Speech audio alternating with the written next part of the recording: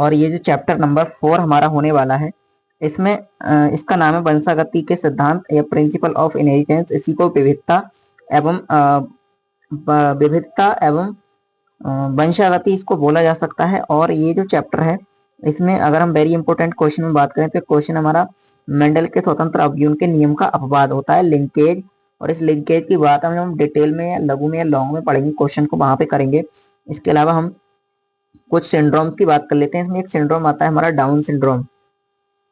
Down syndrome की यदि बात की जाए तो इसमें क्या होता है, 21वीं जोड़ी, वैसे 2 गुणसूत्र होने चाहिए जोड़ी में, लेकिन यहाँ क्या होता है 3 हो जाते हैं, एक गुणसूत्र अधिक हो जाता है और इसको हम बोलते हैं डाउन सिंड्रोम। ऐसे ही इसमें हमें दिया गया है टर्नर सिंड्रोम के बारे में। टर्नर सिंड्रोम में गुणसूत्र पूछे गए हैं, तो टर्नर सिंड्रोम में गुणसूत्रों की संख्या 45 रह जाती है, क्योंकि 44 तो इसमें कायिक गुणसूत्र होते हैं और एक होता है एक्स गुणसूत्र। दूसरा एक्स गुणसूत्र इसमें अनुपस्थित होता है और इससे क्या होता है, स्टेराइल या फिर बांझ जो मादा है, स्त्रियां हैं, वो उत्पन्न होती हैं। अब इसमें आप इसको ध्यान रख सकते हैं टर्नर सिंड्रोम को, कि 2 एक्स गुणसूत्र में से एक जो एक्स गुणसूत्र है वो टर जाता है, जिसके कारण ये स्थान क्या होता है, खाली हो जाता है। इसलिए इसको यहाँ याद रख सकते हैं। इससे टर्नर सिंड्रोम में एक एक्स गुणसूत्र क्या है, कम हो जाता है। वहीं आगे हम बात करें तो क्लाइनफेल्टर सिंड्रोम। क्लाइनफेल्टर सिंड्रोम में क्या होता है, गुणसूत्रों की संख्या 47 हो जाती है। इसमें 44 तो हमारे कई गुणसूत्र होते हैं और एक एक्स गुणसूत्र बढ़ जाता है। इससे ये सामान्यतः क्या होता है, हमें मेल में देखने को मिलता है। इससे स्टेराइल मेल बनते हैं, हम कह सकते हैं बंध मेल या पुरुष का निर्माण होता है या पुरुष उत्पन्न होते हैं। इन क्वेश्चंस के अतिरिक्त कुछ और भी क्वेश्चंस हमारे होते हैं, जैसे आपसे इसमें पूछा जाता है एक क्वेश्चन ड्रोसोफिला। इसमें एक क्वेश्चन आपसे पूछा जाता है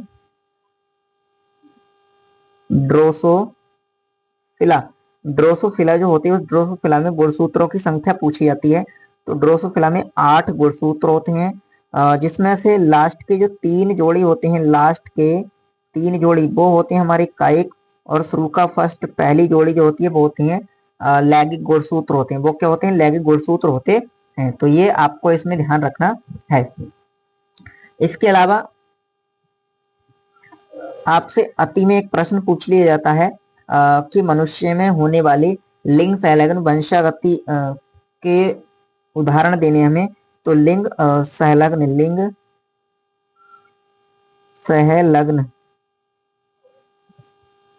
सहलग्न लक्षणों की वंशागति के उदाहरण। तो इसमें आपको एक तो हीमोफीलिया और बड़ंधता आपको इसमें ध्यान रखना है, हीमोफीलिया और बड़ंधता। इसके बाद आगे हम यदि देखें तो इसमें एक क्वेश्चन आपसे पूछ लिया जाता है कि जो वंशागति का गुणसूत्रीय सिद्धांत है, वंशागति का गुणसूत्रीय सिद्धांत किसने दिया था, तो वो दिया था सटन एवं बोवेरी। ये दोनों नाम आपको इसमें ध्यान रखनी है। सटन एवं बोवेरी ने क्या है, ये सिद्धांत दिया था। इसके अलावा इसके बाद यदि हम बात करें तो इसमें पूछा जाता है आनुवंशिकता की इकाई। आनुवंशिकता की इकाई के बारे में पूछा जाता है। तो इसकी इकाई क्या होती है, आनुवंशिकता की इकाई होती है जीन। तो ये भी आप इसमें ध्यान रखेंगे। फिर आपसे इसमें पूछा जाता है एक बैक क्रॉस के बारे में पूछा जाता है। बैक क्रॉस किसे कहते हैं, तो बैक क्रॉस, जैसे मेंडल का जो नियम है आपने पढ़ा होगा, तो उसमें हमने कैपिटल टी स्मॉल टी की बात करते हैं।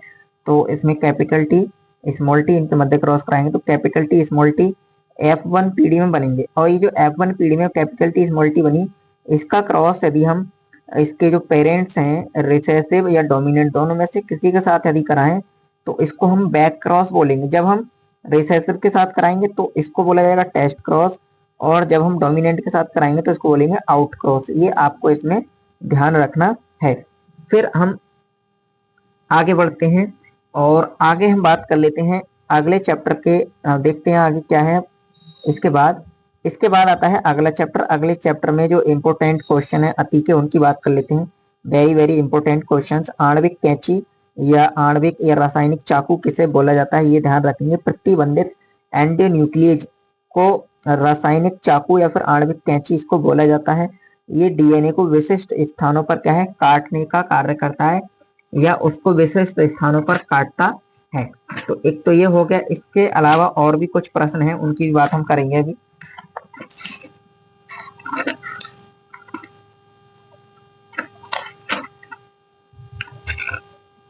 फिर अगला प्रश्न है हमारा चारगाफ का नियम। चारगाफ का नियम पूछा जाता है, क्या है? तो द्विकुंडलित डीएनए में प्यूरिन और pyrimidine क्या होते हैं? समान होते हैं या फिर बराबर होते हैं, यानी कि ए बराबर होगा टी के और जी बराबर होगा सी के। ये बात आपको इसमें ध्यान रखनी है। यदि किसी डीएनए में 40% ए है तो 40% ही क्या होगा? हमारा टी होगा, यानी 40 और 40 80। अब 20% बचा तो 20% में 10% जी होगा और 10% सी होगा। इस प्रकार से आपको ध्यान रखना है।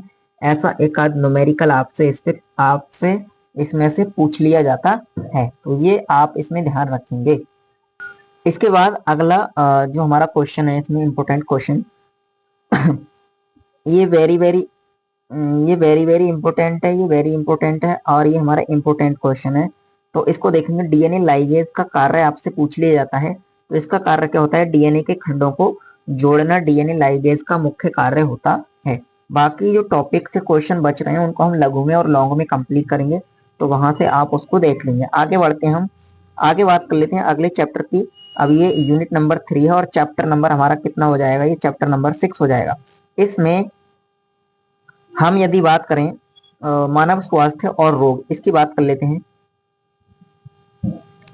तो इसमें क्या है? बीसीजी का टीका किस रोग के लिए लगाया जाता है? ये इंपॉर्टेंट क्वेश्चन है हमारा, बीसीजी का टीका। तो बीसीजी का टीका टीबी या तपेदिक, जिसको ट्यूबरकुलोसिस कहते हैं, उसके लिए लगाया जाता है। बिडाल परीक्षण किसकी पुष्टि के लिए किया जाता है? तो टाइफाइड की पुष्टि के लिए किया जाता है। इंटरफेरॉन क्या है? विषाणु संक्रमित कोशिकाओं द्वारा स्त्रावित प्रोटीन, जो स्वस्थ कोशिकाओं को संक्रमण से बचाने का कार्य करती है, उसको हम इंटरफेरॉन कहते हैं। जैसे कि मान के चलते हैं 1 2 3 4, ये एक कॉलोनी है, एक उस कॉलोनी में ये 4 प्रकार की कोशिकाएं हैं। मान के चलते हैं यहाँ किसी विषाणु का संक्रमण हुआ इस कोशिका में, तो ये कोशिका एक पदार्थ को रिलीज करेगी और अगली कोशिका को सिग्नल देगी कि कोई मतलब बाह्य कारक या इन्फेक्ट या वायरस आ चुका है, इसलिए उसको क्या रहना है? तैयार रहना है। और ऐसे में ये कोशिकाएं सतर्क रहेंगी, जिसके कारण उस वायरस का ये जो बाह्य कारक है उससे लड़ने में सक्षम होंगी। इस प्रकार इंटरफेरॉन क्या करता है? स्वस्थ कोशिकाओं को संक्रमण से बचाने का कार्य करता है। फिर हम आगे बढ़ते हैं और आगे हमारा जो चैप्टर है वो जैव प्रौद्योगिकी।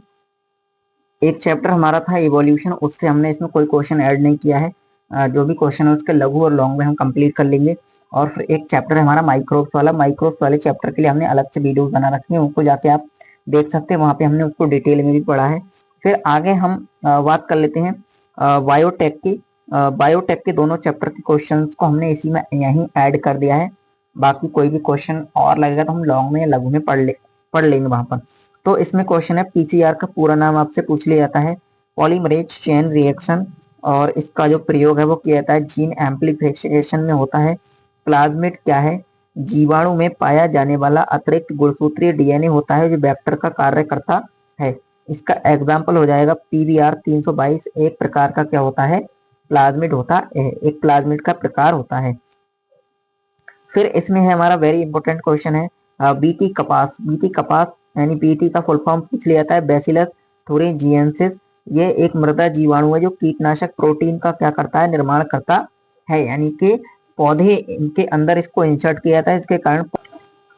लास्ट यूनिट इसकी हम बात कर लेते हैं। लास्ट यूनिट में पारिस्थितिकी या इकोलॉजी। लास्ट यूनिट में हमारे 2 चैप्टर हैं, एक है इकोलॉजी का है और एक और चैप्टर हमारा बायोडाइवर्सिटी एंड कंजर्वेशन का एक चैप्टर हमारा। तो उन दोनों से यहाँ पे क्वेश्चन को ऐड किया गया है। बाकी जो बचे हुए क्वेश्चन होंगे उनको हम कंप्लीट करेंगे, कहाँ पे? लघु में और लॉन्ग में हम वहां पे क्या है उनको कंप्लीट करेंगे। बाकी अति के लिए हमने यही क्वेश्चन रखे हैं कुछ। तो इसमें है तप्त स्थल क्या है, यानी बायोडाइवर्सिटी का हॉटस्पॉट्स किसे कहते हैं? तो हॉटस्पॉट वेरी इंपॉर्टेंट क्वेश्चन है, देख सकते हैं आप। हॉटस्पॉट क्या होते हैं? वे क्षेत्र जहां जातीय समृद्धि बहुत अधिक है और जो मानवीय गतिविधियों से खतरे में है, यानी कि बायोडाइवर्सिटी है तो बहुत, लेकिन मानव की गतिविधियों के कारण उसको अपने विलुप्त होने का खतरा है। तो ऐसे क्षेत्र कहलाते हैं हॉटस्पॉट कहलाते हैं, जैव विविधता के हॉटस्पॉट। उदाहरण के लिए पश्चिमी घाट, उदाहरण के लिए क्या हो जाएगा, पश्चिमी घाट। अगला इंपॉर्टेंट क्वेश्चन है रेड डाटा बुक।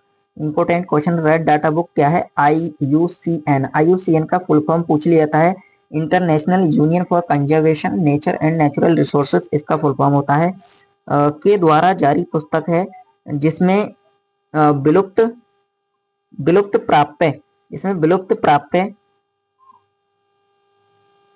जिसमें विलुप्त प्राप्य यानी विलुप्त होने वाले प्रजातियों का रिकॉर्ड रखा जाता है, उसी को हम रेड डाटा बुक कहते हैं। उसमें विलुप्त हो रही है। फिर है अगला सहोपकारिता म्यूचुअलिज्म का उदाहरण, तो लाइकेन इसका उदाहरण हो जाएगा। शैवाल और कवक का सहजीवी संबंध होता है, इसमें दोनों एक दूसरे को क्या करते हैं, लाभ पहुंचाते हैं।